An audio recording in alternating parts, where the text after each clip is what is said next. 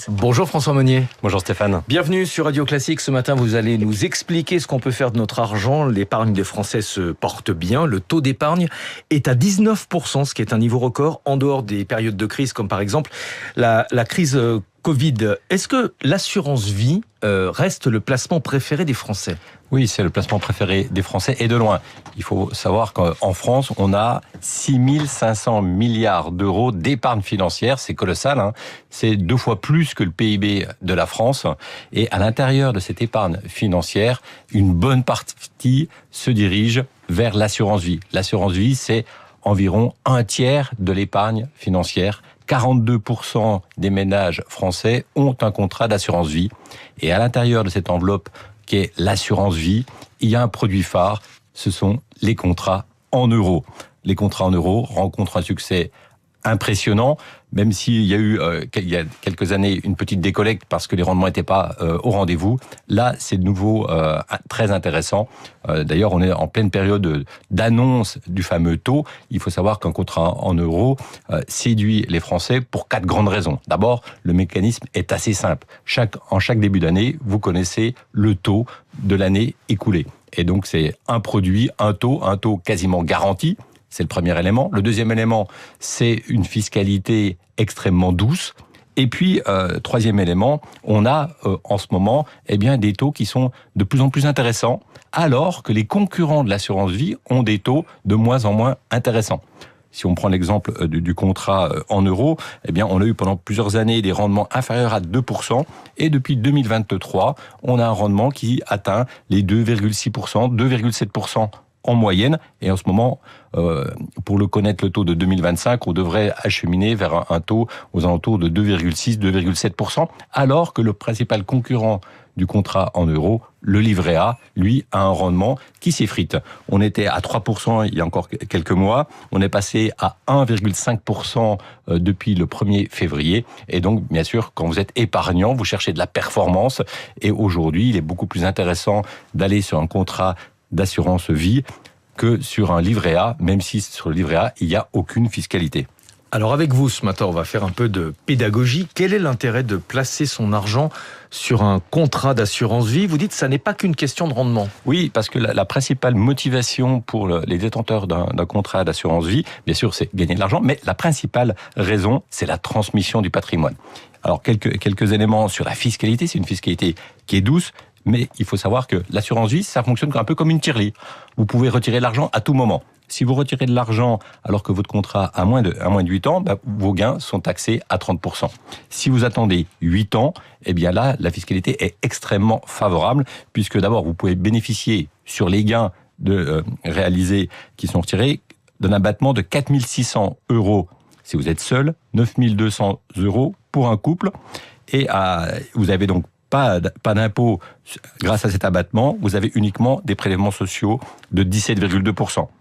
Au-delà, bien sûr, de ces abattements, vous auriez 17,2% plus un impôt réduit de 7,5%. Mais ce qui est vraiment très intéressant, c'est au moment du décès du titulaire. Les bénéficiaires qui peuvent toucher donc le capital et les gains, eux peuvent profiter d'un abattement de 152 500 € à condition que le titulaire du contrat ait versé ces sommes avant ses 70 ans. Et donc, on peut distribuer et faire bénéficier du contrat d'assurance vie aux enfants, aux voisins, aux cousins, à n'importe qui. Et donc, c'est un outil de transmission extrêmement facile, avec une fiscalité qui est extrêmement douce pour des montants inférieurs à 152 500. Si c'est entre 152 500 et 852 500, l'impôt est de 20%. Donc, vous voyez, il y a vraiment un intérêt fiscal. Et donc, c'est vraiment un outil de transmission. Et puis, bien sûr, un outil qui permet de gagner de l'argent. Une question qui prend tout son sens dans le contexte actuel. Est-ce que c'est un placement risqué ? On dit que c'est un placement quasiment sans risque. Mais il y a quand même un risque, parce qu'à l'intérieur d'un contrat, si on regarde un petit peu le moteur et son fonctionnement, il y a de la dette. Et il y a de la dette, et pas n'importe quelle dette.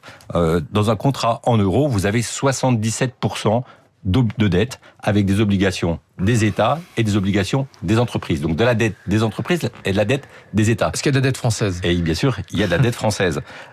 Mais ce qu'il faut voir, c'est que les gérants, ils ont compris que en France, on avait un problème avec les déficits, qu'on avait une dette incontrôlable, et donc tout doucement, les gérants ont réduit le poids de la dette française à l'intérieur des contrats d'assurance vie.